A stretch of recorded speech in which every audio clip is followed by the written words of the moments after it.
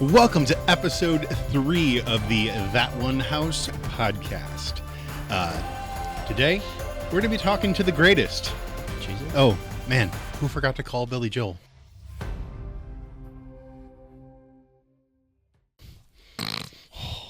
He went there. Piano Man. Anyway, welcome to the That One House podcast again. I just want to forewarn you that we do have maybe a little bit longer of an episode today. We got a question from Sunday. I assume it was from Sunday. Yes. And we wanted to take time to address that before we got into the sermon from this past week. So it's not even a question related to the sermon necessarily, just a general not question? necessarily. Cool. Yeah, it's just a general question, just a general. How does the church? What does the church do to make us feel safe, sort of thing? Awesome. So I wrote it out here. So if this was your question, I didn't write it out entirely correctly. I apologize, but this is what I wrote out. April 2nd is Autism Awareness Day, and the month of April is Autism Awareness Month. Statistically, individuals on the spectrum are less likely to believe in God. Parents raising children with ASD deal with more stress, judgment, and rejection than others, more than other special needs families. The more normal a child appears, the worse the people treat the family. The first question is, what is the best way to witness, support, and serve individuals on the spectrum and their families? That's a good question. I guess I'll go first on this one. Love the question, love the vulnerability of the question. So whoever sent that in, thank you, appreciate that. I think I'll talk overall church, and then I'll talk our church specifically. So I think overall church, I think that's definitely an area of need. That's definitely an area where the awareness and the ability to serve that community can always be better. And I think, especially as of recent, that's been in a lot of conversations. It's been in a lot of the rooms. Actually, interestingly enough, so after our big invasion event that we had with our youth group, our main speaker, Andy, who is my cousin, runs a nonprofit called Certain Hope Community, and he is equipping and helping anybody that has special needs, whatever that looks like, to come together, to find community, to support each other, that kind of thing. And he spoke about that a little bit on the Sunday that he finished it out with, just talking about the church and the accessibility, but also just the support and that kind of stuff. And it started a real conversation because we also recognize that we have that community within our church as well. And we need to figure out how we can serve them well, just as well as everyone else. And so, I think what we want to do, I guess, maybe to give a little precursor to what came out of that conversation, and just interestingly enough, how you're talking into that, we are intentionally looking at how we can serve that community better. One of the things we're going to be doing here in August is we're putting together a workshop, a neurodivergent training and workshop, first and foremost for our workers here at the church, for our volunteers, anybody that's in the student ministry and the children's ministry. And then we're also going to try and invite area churches into the room as well, because we're going to try and bring in experts that know about how to serve that community better, because I think we need to do better. I think the church overall has to do better. And so it's kind of out of my... I tell it to people all the time. That's out of my realm of knowledge. I grew up with a brother. He had Down syndrome, so we were in that world a little bit, but it's a lot different, than autism in a lot of ways. And so what I'm hoping to do is to bring people in that are in that world, that know that can help us well, and to teach us well, and see how we can implement strategically into our church how to better serve that community. So, I think that, speaking as a person of the people with disabilities, a member of that community myself, I have really appreciated over the past 6 or so months more conversations going into that. I've always sort of felt left behind is not the right word for the previous, time that I've been here, but like overlooked and not considered. So let me say that out loud. Thank you for starting to make that be heard, with the headphones in the foyer. And other things that I have discussed with other individuals. Yeah, and to be clear, because like this is not an all me thing. Like there's two specific elders within our church that approached me very shortly after that message as well, and it was something that had been on my mind. I just didn't really know how to contextually put it together and how to do that. And then they approached me and they're like, "Hey, like let's start having this conversation." And so it just started to build, and we're really working together to try and do that and try and bring some. The training is August 23rd. Is that right? Yeah, August 23rd. We have it together. We've got one of our main speakers that's already scheduled, and we're looking at another main speaker. And what we're trying to do is to kind of do like a workshop day. And so we're going to have two basically keynote speakers, and then we're going to have probably 3 to 4 breakout sessions, and it's going to cover a multitude of things like accessibility in the church, the neurodivergent community, and how we can support them better, help them better, and then also the families. Like the question pointed directly to the families. Like sometimes we I think concentrate too much on the individual, and we don't look at the whole family as well. And so that's going to be a part of it too. So I'm just really excited to see what's to come out of that. It's going to give us a lot of wealth and knowledge, and hopefully can help our community as well. In addition to all that, I'll speak from my vantage point for a second.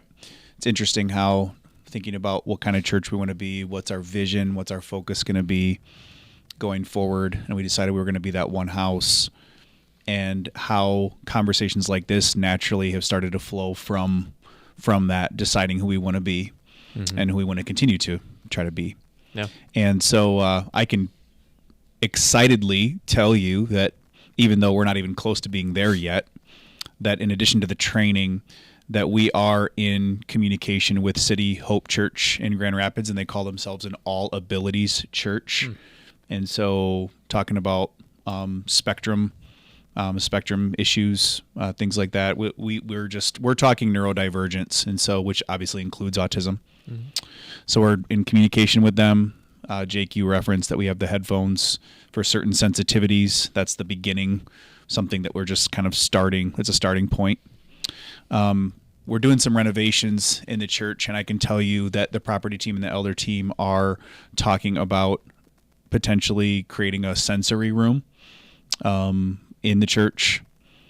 So I guess I just won't say more than that right now, but it's the conversation is happening. On the elder level, we are discussing neurodivergence in terms of the language that we want to use in the bylaws that we have, that we want to add for the sensitivities for things like ASD. So I would end by saying this conversation for now by saying if you have ASD in your family, if you have a loved one, if your heart just breaks for people on the spectrum, people with disabilities, just come to us and continue to talk to us, join the conversation. We would be happy to have it with you. So thank you for that question. Yeah, and I would add to that we'd love to have you in the conversation and have you a part of what we're trying to do here. Like, please come alongside us. We'd love to have you a part of it. Yes. It's good to hear you guys say that, because I think, again, speaking from my vantage point, it's not a thing that is typically, you don't talk a lot about changing the bylaws in like an open forum sort of way. So it is very comforting and reassuring to hear you guys talk about it, and these conversations are happening. Another question that was a part of, they asked what measures that Sparta Baptist has taken to do that. Ben kind of answered that. You might have already answered it. I just want to ask it again just to drive it home. What makes Sparta Center Church a safe place for people on the spectrum, or people like me who have a physical disability? I guess I would say for the same reason that we want it to be safe for every person here, because God has created each person with individual uniqueness, and we recognize that. And it doesn't matter if it's ASD, if it's Down syndrome, if it's you're in a wheelchair, if it's you're just whatever, all of those things. God has created us all uniquely and loves us all the same. We're to do the same. We want to show the love of Christ and want every person, color, creed, to be joining with us in our goal of keeping our eyes on Jesus, seeking Jesus, and we don't want anything in the way of that. I think just what I just said, I mean, just having people having the conversations is good. I think that we want to be. We don't necessarily know what we don't know, but we're pulling people in that have specific experiences, and again, whose heart is breaking for this issue, whatever. That these are people to be loved. These aren't issues ultimately, but whose hearts are breaking for it. Just the fact that we want to, because I don't think we're there yet. I don't think that we are as handicap accessible as I would like to be. I don't think we are as sensitive to some of these issues as hopefully we will be by the end of this year. But just hearing the conversations, you would be encouraged. Not to end with a joke, but to end with a joke, I've always wanted a service elevator from this room right up to the stage. Yeah, that's expensive. Nah. It's no big deal. Anyway, I hope that answers your question. Thank you for putting it. I don't know if you dropped it in the black box or gave it directly to Ben, but thank you for submitting that question. We are happy to hear all of your questions. Any questions that you may have, just we'll come up with some paper for you to get us those questions. But to jump into the sermon, the first thing I wanted to ask is, Josh, in your youth, did you Tokyo drift? It sounded like you Tokyo drifted. Oh, I totally Tokyo drifted. Who doesn't? Yeah, I talked a little bit about when we were kids, like the competition was the cars, like cars. Like we loved cars, and they were nothing special, They were just like I had a '91 Crown Vic, like cop car, And on my last day of my senior year, I probably did more donuts and burnouts in that parking lot than I've done anywhere in my life. And yeah, I thought it was Tokyo Drift all over again in the parking lot. And then at, AMC Theater over on Alpine, and there's just many different places that, we just thought we were awesome. We were so cool. I can picture that. We were so cool. I totally can picture that. I definitely can. Yeah. But, and on a more serious note, just because I like to have a little bit of icebreaker, you talked about the experience of praying with your spouse. And I was wondering if you two were comfortable maybe discussing that a little bit about the awkwardness and just kind of expanding on that with some personal stories to get us started. Sure. Yeah. Like we talked about praying with your wife, it can be awkward sometimes. Sometimes it's not. I think over time it gets much easier. But I think the most awkward times are like when we're going to bed and we're still mad at each other. And then before we go to bed, we've made it a routine that we still pray with each other before we go to bed. And so now I have to try and figure out how I'm going to put away my anger and frustration to be able to pray for my wife. Or in the times where we're disagreeing with each other or whatever it might be. But I mean, even then, like, a prayer is vulnerable, and especially when you're praying for another person, there's just something special about it. And I just think it's a place that the evil one wants to put a foothold in, wants to put the foot in the door and stop and not let you do that, because a thriving marriage, prayer is a key part of that, and he wants nothing more than your marriage not to flourish. I like how you kind of started the message with something that wasn't necessarily related specifically to the message, but I love how you just feel like something's on your heart and you're going to share it. So thank you for being spirit-led that way. Yes, very compelling case for Magic Johnson being the actual greatest basketball player. That's right. Yeah. Yeah, I'll leave it with this. The most compelling piece of that prayer thing was, I think they said that if you pray with your wife consistently, they did a study and they said the divorce rate turns to be like 1 out of every 1,200 people will get a divorce, to where it's like 40 to 60% somewhere in there, just on average when it comes to divorce rates. And unfortunately, Christian marriages and secular marriages, the divorce rates don't look that much different these days. And so just give you any piece of advice, start praying. Yeah, it's good. It's funny with me and my wife, we have, when we pray together, it's this funny little argument of who's going to pray. So it's like I prayed last time. You pray this. No, you pray this. Yep. It's more of a joke, but anyway, another thing I wanted to talk a little bit about what you said, the place that it has in culture and kind of how we push back on that. I wanted to expand on that a little bit because it's really compelling. Where is it in my notes here? The idea of being the least of these really pushes back on like who we are as people. Mm-hmm. And can you expand on that a bit? Yeah, I think we are born with the innate sense of competition. You can see it in the natural world. I mean, right away. And I think as humans, we have that in some way. It's just it's the old adage: you don't have to teach toddlers how to argue with each other and take each other's toys. That's just naturally born inside of them, right? You have to teach them how to share and how to be kind. And we're not teaching them how to be mean to each other. So it's just naturally in us to have this proclivity of mine. I'm better than you. I want to be better than you. I'm going to take from you. And so it's just, and as we grow up, that it is just continues to foster, and we're constantly having to work against that. And then you see Scripture where Jesus literally comes to earth as man, as God in man form, and decides that his ultimate goal is to serve others and to proclaim the good news of what he brings.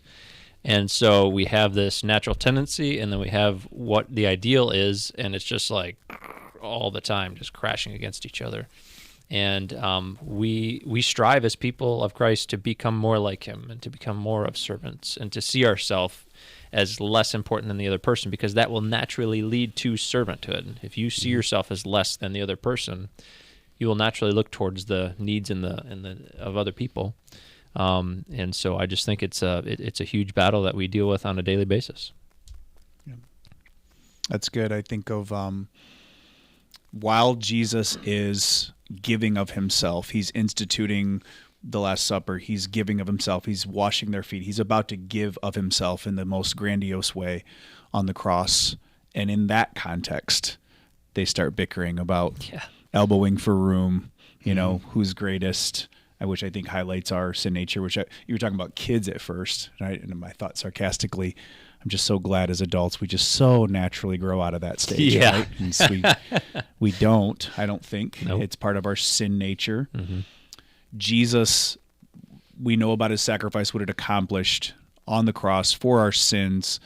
John Dixon takes a deep dive into humility. His book is literally called Humilitas. I would highly recommend it. He talks about how before Jesus on the cross, that humility was a negative thing. To allow myself to be humiliated or to take a humble posture was a symbol of weakness. There was just no space for it. Mm-hmm. If you were humiliated, it was just wrong, and you had to just try to fix it. After the cross, humility became something that we actually do aspire to culturally. It doesn't mean we get it right. It doesn't mean that's our natural tendency, but we think of it as it's a positive thing. It's something to aspire to. It's a character quality to develop. And so it's interesting, but that comes primarily from Jesus. Right.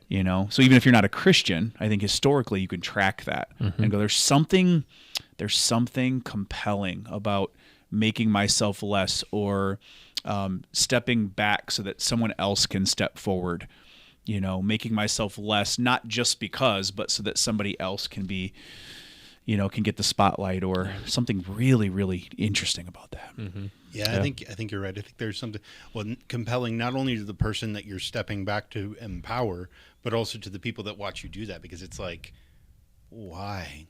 I need to know more. And like we were talking about earlier today, it's that invitation to have a discussion that's just so important to what we're doing, I think, anyways. Anyway. Yep. The other thing that I wanted to talk about with that is if you the importance of having that kind of our favorite little book, the Art of Self-Forgetfulness by Tim Keller. Yep. The Art of it's something like The Art of Self-Forgetfulness. Yeah, I think it's The Art of Self-Forgetfulness. Yeah. If you haven't read it yet, highly recommend. It's a little tiny pamphlet. It's like 80 or 90 pages. It changed the way I look at myself. Mm-hmm. But if you don't get control of that, you talked a little bit about people in culture that are like, show me a sign and then I'll believe. And how do you think that is connected to, like, can one bleed out into the other? Like, one attitude cause the other attitude? What's the specific question again? Sorry. If I do not have servant leadership, if Yep. I do not think less of myself and more of other people, Yep. if I do not do that, and it's about what I can accomplish, does that lead into show me a sign, the attitude of show me a sign, and then I'll believe, and then I'll step? Are those two connected somehow? Possibly. I didn't quite correlate those two. I think at the beginning I can see what you're getting at. I think it was just more a small piece of something I wanted to point out throughout the story we were reading in Luke, where we're talking about who's the greatest, and the idea that these guys were walking with Jesus for however long, some of them for 3 years of his ministry, seeing God in human form, do what he does, do his miracles, act the way that he does, teach what he teaches, interact with all of these different people. And yet through seeing firsthand the reality of who God is and the truth of who he is, and that they can get to this point shortly before he leaves, and they can still decide to go away from what he's taught, go away from what he's modeled, and then decide, let's figure out who's the greatest here, because that's what's important right now. Not embracing what's happening right now and leaning into what Jesus is saying and portraying with this meal. And so it was just a small, I think, way to kind of push that in there, because I always find a way to insert apologetics in some way into what we're teaching, because I think it's really important. And so it's one of those apologetics where people do say, like, and I've heard it, and you've probably heard it, well, okay, that's great, but you know what? I've asked God to show himself to me, and he never has. And I think if we'd slow down and stop and maybe reevaluate life, we'd see many scenarios where God has shown up in many different ways, but it's the tangible thing. And so the point was, God could probably show himself today to the world, and many probably still wouldn't believe, because the people that were there right next to him didn't. Like, before he leaves, half of them are like, and some still didn't believe. And it's like, what? Yeah, it's good. I think of like posture. I'm hearing like a posture or a tone, posture of my heart, because signs can be really good. Mm-hmm. Jesus did many signs and wonders. Why did he do that if they were bad? They were good. But the posture of the heart that says, show me a sign, show me another one. Right. It's not enough. We're back to last week's discussion. You on my terms, or am I going to look at you on your terms, what you're trying to say, who you really are, what you're trying to do? Doesn't mean there's not mystery there, but I do think it's a posture of my heart that demands that God operate. And this is, we're talking about the creator of the universe here, right? Mm-hmm. That God operate on my terms. That is not a humble posture. That is I'm okay as I am. I'm going in the direction I'm going. If you have something to add to my life, right, then I'm willing to accept it, but you have to prove it to me. You have to show me. You have to fit into my mold. Mm-hmm. I think that's a very proud posture, and I think Scripture is very clear that God gives grace to the humble and he opposes the proud. And so we talk about the gospel. The core tenets of the gospel are, it's not that the good people are in and the bad people are out, because we do that in our culture. We have that kind of language. It's that the proud people are out, the humble people are in. So this conversation is just so important to really think about, to challenge myself on. I can be proud and be saved at the same time. Of course, like, I'm proud off and on all the time. And yet there's that challenge of the posture of my heart. Am I trying to become less so that he can become greater? Am I trying to really see Jesus on his terms, and what he has to offer? Am I demanding that he meet me on mine? Because then it's just never going to be enough. But I think that's pride. Yeah, because the hard issue is, like, are you actually looking for it? Because if we're being honest, not all, but I would say most that say that would also say that they're not in an active truth search, for the truth. Mm-hmm. It's the easy way of just seeing it. Oh, then I'll believe it. But I'm not really actively looking for it or challenging my preconceived notions, all those different kinds of things. Yeah, that's definitely what I think about when when you guys talk about people who say, show me a sign and then I will do blah, blah, blah, blah, blah, is I think about, like, this is going to sound really stupid, but they're on, Twitch and TikTok and YouTube. There are debaters that debate religion, and they get these people in these corners because they say, prove to me that miracles exist. And it's like, I can't, and the people go about trying to prove that a miracle exists, and they kind of make themselves not look stupid, but because by definition, if it's a miracle, it should not happen very often. yes, but also, like, you just think, like, there's no way to convince you that this is what I say it is, right? Because you don't view it the same way. Someone cancer goes into remission, I would view that as a miracle. Some other person would just say it's just science. That doesn't make it less of a miracle. It doesn't make it less miraculous that it happened, that we have a tool that can do that. Yeah, Ben said it well. It's all a heart position, I think, because in the same way that they would say that's not a miracle, they will compromise in their worldview to try and prove something that's obviously not true, because they have that leaning, just as a Christian has the leaning that would say the opposite. And so it's all about, where's your heart posture at? That's what I like. One of the questions I think is a good question to ask somebody if they're in that scenario is, like, if Christianity were true, would you follow Jesus? Like, start there, because if they say no, then okay, well, your heart is not in the right place then to accept that. Still speak the truth, but understand, like, you're going to be speaking against a brick wall a lot, and you got to get to the heart of the issue. Let's see. Let me bring up my notes here. While you do, back to the referencing the Tim Keller booklet. It's incredible. The Art of Self-Forgetfulness. It's his main point is humility, becoming less, right? Your whole message. Humility is not thinking more highly of myself, and it's not thinking more lowly of myself. It's just I think of myself less.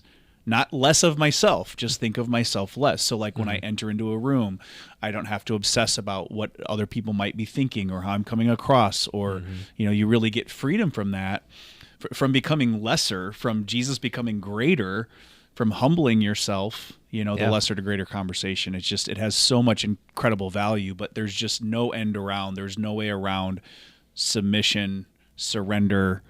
You just, there's no substitute for it. You just have to surrender in order to experience all of those things. Yeah. And I think on the topic of, just because you were connecting kind of last week's sermon to Josh's, I think it's interesting. Well, one, I think it's interesting how the Bible connects with itself and interweaves, and there's that graphic that Nate shows that's the Bible referencing itself. It's amazing. That's a pretty I might put that up on screen, who knows, but just it's interesting to me how we go from everyone is welcome to come and recline at the table, and then step into you who says, yes, but is the person that reclines at the table greater than the one that serves the table? Can you expand a little bit more on that? Well, yeah, Jesus really asked the question because he's recognizing that the one who is reclining at the table is also the greatest servant of all time, right? And so he's calling out their bias of, like, seeing people on different levels, while at the same time saying, I'm here, and you should be looking to me as the example of what servanthood looks like. And in fact, what I'm about to do is going to is going to basically be the epitome of what servant leadership looks like, right? And so it's kind of like hey, pay attention, get your hearts in the right place, watch what's going to happen, pay attention to what has happened, because this is what actual greatness looks like. It looks like servant leadership. Well said. Yeah. Do you have anything, Ben? All right. Well, that does, you talked about redefining greatness a lot. I really like that. And there's always these things that are said in the Bible that really just catch me. And and sometimes when you guys talk about them from the stage, they catch me differently than when I read them. So the whole idea of but not so with you, like, there's no wiggle room out of that. Like, you're not supposed to be like this. Why are you being like this? Yeah. Let's see.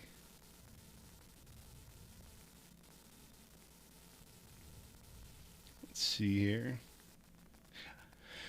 So one question I had for you, and I was doing slides on Sunday, so my attention was a little bit split. One question I had for you, I'm sure, I thought I heard you say, comparison is a killer.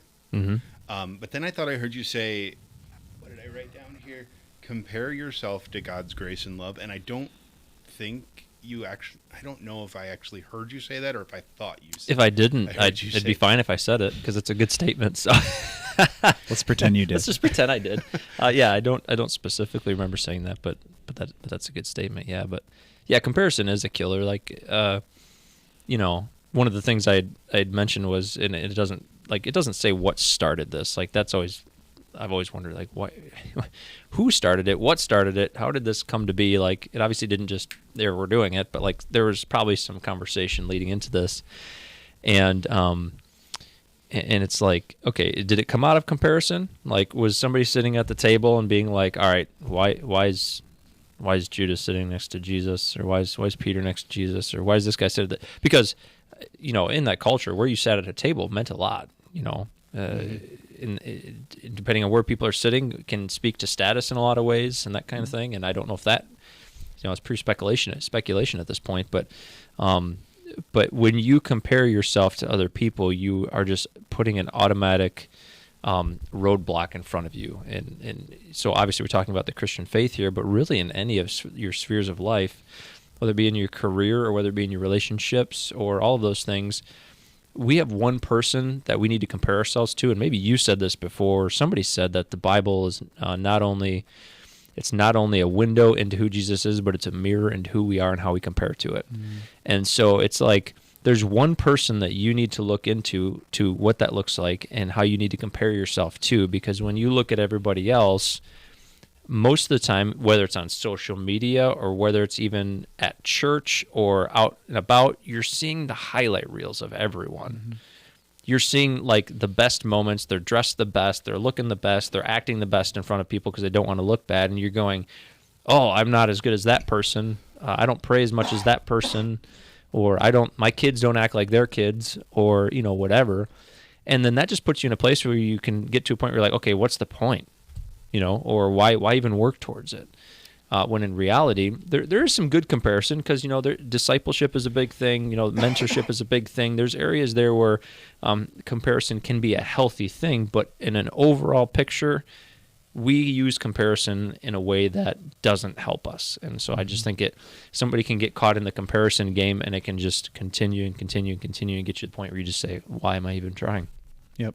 You articulated that well on Sunday, now too, but on Sunday that was really well done. It is a killer. Yeah. It's anti-gospel. It's the kingdom values are upside down from our culture. Thank God. It's so refreshing to think that I don't have to measure up to some standard or, accomplish some feat or be better than a certain amount of people. And, oh, by the way, if you compete with people, you can't really love them. Right. Not really. I'm not talking about a sporting event for an hour and a half where there are specific rules and you engage it and then you disengage from it. There are exceptions, of course, but you can't really love people you compete with. The gospel just frees you to love others. So again, you're not doing it in order to be made right with God. You're doing it because in Christ you already have been made right with God. And there's just, the differences might not be evident on the surface, but below the surface, they couldn't be more different. Those values, those kingdom upside down values become less, not become less in value, but become less, take a back seat so that somebody else can flourish, for instance. Make yourself less so that somebody else can become greater. Serve. That's the path to true greatness. I love that our God, the creator of the universe, is washing feet his last night on earth, pre-resurrection. Yep. It's amazing. Yeah, I've always thought it kind of an interesting counter argument to someone that says that they feel like they're just a number. And I think about like what we always talk, what I've heard you guys talk about from the stage for so many years now. It's just that upside down nature removes that number value on you. So I wonder if maybe it's because we're living that out, that's why it opens space to us for us to become like that one house, or just relieves any sort of pressure or anxiety on it. Yeah, I love that. So we're getting to the end of our time here, and of course, I always want to ask everybody's favorite question. If you would say to someone the one thing that you may have missed from your sermon, what would you say? Oh man, that's a question I didn't even think about. Did you make people angry with the Taylor Swift thing? I don't You know, I Did you got get to talk feedback? to Ashlyn. I don't know how she feels about it. I'm Took a sorry. risk. Yeah. You I took know a that's risk. like a 14-year-old It's fine. meme, but it is my favorite. Yeah, hopefully you didn't miss that I like Taylor Swift, because I don't. I'm sorry. But no, I don't. I'll come back to me. Ben, what do you think people might have missed? I don't know. I missed, or do you have an answer for something that you wanted to spend more time on? If not, that's okay. I don't have an evident thing that you missed. One thing I tried to reconcile at the end. We talked a lot about serving, and not only in your family but in the church, and that's always a tough topic to talk about, because the church is always looking for people to serve. We're always looking for people to help, and what I hope nobody got out of it was a shame-based, like, you're not doing your job, and this is what we're calling into. And by the way, when the sermon's done, we're gonna have a sign-up sheet in the back so you can put your like, that's not what we're trying to do. It's getting you into a mindset and a heart posture that would naturally lead into that. But at the same time, I would say like there is a calling there. We are saying, like, hey, serving in the church is an important thing, just as much as serving in your family, serving in your community. We just want to be a part of that. And so hopefully it didn't come off too harsh, I guess. Speaking as one that sits in the pews, I didn't get any of that from that. It was very much this is the way we need to be to grow the church. And it was more, I saw as more of a challenge to engage that servant leadership than to, you need to sign up and do this and blah, blah, blah, blah, blah. Yeah, I was hoping it was more of an invitation than it was. I think it definitely was. One of the things that you said in that vein that I never really heard before, that really kind of caught me, was imagine the greatest thing that you could bring to heaven was just other people. I love that too. And I think that's kind of what we want to do with being that one house, isn't it? Mm-hmm. Yeah. Now imagine having to compete with them under the cultural model, having to compete with the very people that you're trying to present to the king one day. It's just they don't go together. You know, there are different value. There's a different value set. Again, not all comparison is bad, but it's a dangerous game. You know, and it's not a kingdom value. The kingdom value is, like, again, in a context, I might compete with you for sports and for fun, but overall, I'm not here to compete with you. I want to lead you to the foot of the cross. I want to invite you to come and see, to come and drink from the well where you're never going to really thirst in that deeper, ultimate, satisfying sense. And that's, you can't do that when you're competing with people because of how you feel toward them, but also because of how you feel about yourself, because you're using other people to try to gain value. If I can push them down enough, and be above them, or if I can look up at them and, yes, I'm envious, but if I can disdain them, then maybe I can carve out a little niche and I can have a little bit of value. And Jesus just doesn't allow for any of that. Mm-hmm. Yeah, I won't take up too much more time, but I heard a compelling story from a sermon I listened to online one time from a pastor that I follow. And talking about this, like, the only thing you can bring with you to the next life is other people. And again, not because you can save them, but because you have the power to share the good news of Christ. Yes. But he talks about this scenario: if somebody was going on a vacation, or like going to work, and they had to check into a hotel, and they check into the hotel and they get up to their room, and then they call down to the operator and they say, "Hey, I just want you to know, I called in a contractor, and these countertops, they're just not quite nice enough. I want to get some marble in here, and the vanity just needs to be changed. Shower heads aren't the way I want them to be. The flooring's a little cold. I'm going to get some in-floor heat. So I've got a bunch of people coming in here shortly. They're going to be renovating this place."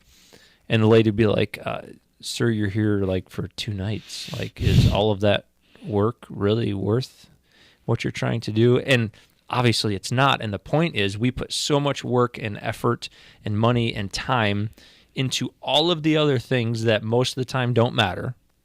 when our heart should be in bringing other people into this kingdom of God that is so rich and beautiful and joyful, and ultimately they will have a way to be with Christ forever.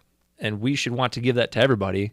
But unfortunately, we just get on the merry-go-round of life and just get ourselves into that, trying to get all the things and do the things and make the things. And it's just, it was compelling to me. Well said. That is very compelling. I mean, I think to go off of what Ben said, I think it's just because the idea of the greatest thing I can bring to heaven is other people is just so different than how I'm used to thinking about the mission field and like what we do to spread the gospel of Jesus. Like it that seems more invitational than the other thing of go here because you have to save these people because they're whatever, you know?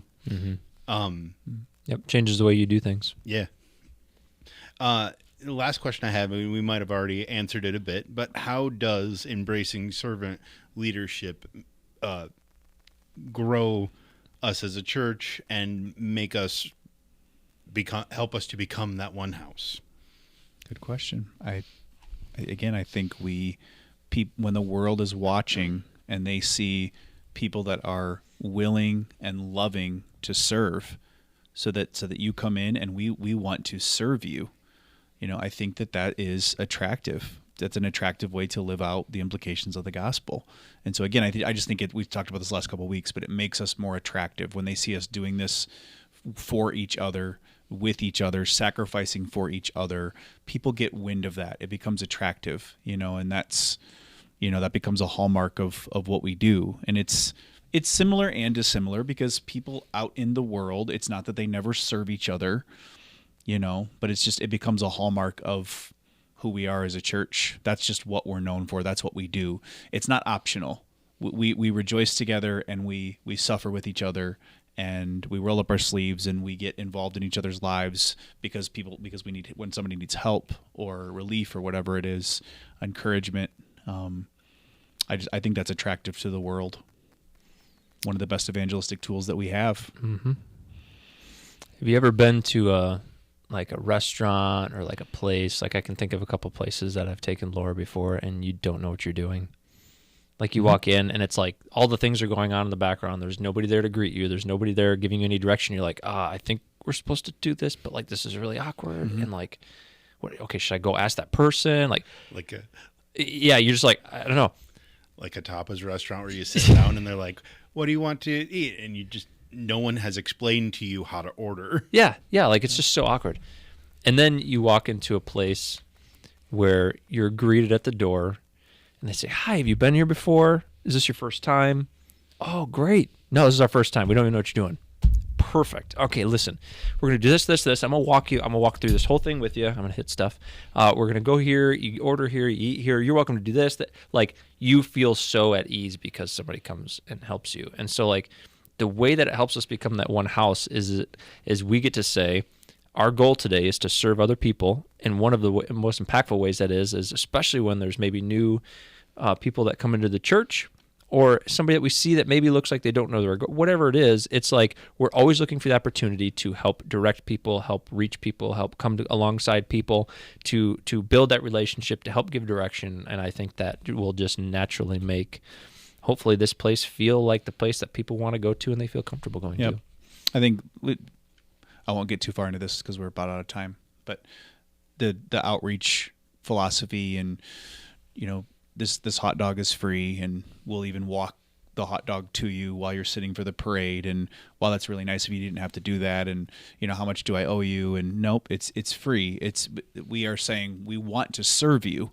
We're patting ourselves after our King, who came not to be served, but to serve and give his life as a ransom for many. And I know I'm just talking about a hot dog right now, but in one tangible example of hot dog to you, hot dog for free, we're here to serve our community. We're here for Sparta.